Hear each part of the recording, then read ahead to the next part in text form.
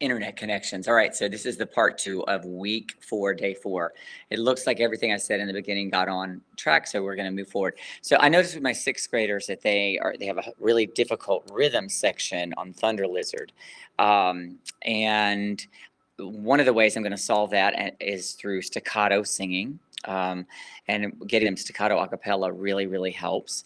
And then also making sure that I am very clear about when they should be inhaling, breathing, and I always just say, inhale, make sure you're inhaling, make sure it's deliberate, make sure it's purposeful, rather than focusing on the technique. Although I do some of that as well. I talk about, not raising your shoulders and your chest and making sure you're breathing deeply and low. We do that in the warm up a lot.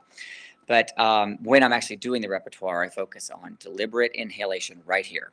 And sometimes I make them mark the music, but they're so young that sometimes you can lose them when you start trying to make them mark the music, unless you have music on your board and you're like showing them where the apostrophes go and this kind of thing, which is a good practice. And I do that some as well. But with the 6th graders right now, I want them doing as much as possible, singing as much as possible, breathing as much as possible, learning how to hold their mouths as much as possible, doing the things that make them sound good as a choir. So I'm going to look at some other things here. The 7th grade. Let me see. There's okay. I noticed yesterday. I wanted to see if my boys would be able to sing the end of "We're the Man" in 3 parts.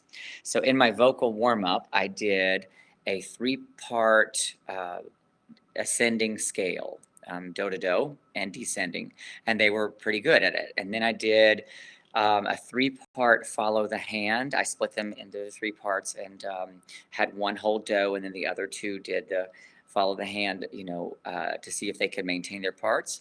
And then I used our round, and they did 3 parts. And so I think they're going to be okay on that. That prepped them for me to go in to work on the 3-part of We're the Men.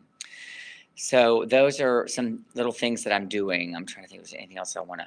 Yeah, with 8th grade, I did a lot of staccato work on Motherless Child because it has so many different rhythms.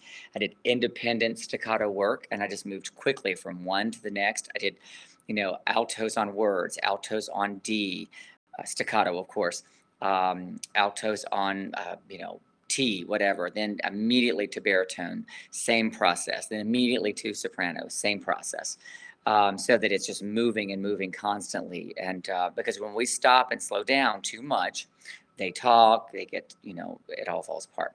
So those are the things that I am working on, and I will hopefully talk to you tomorrow. And I hope this is all helping. Have a great one.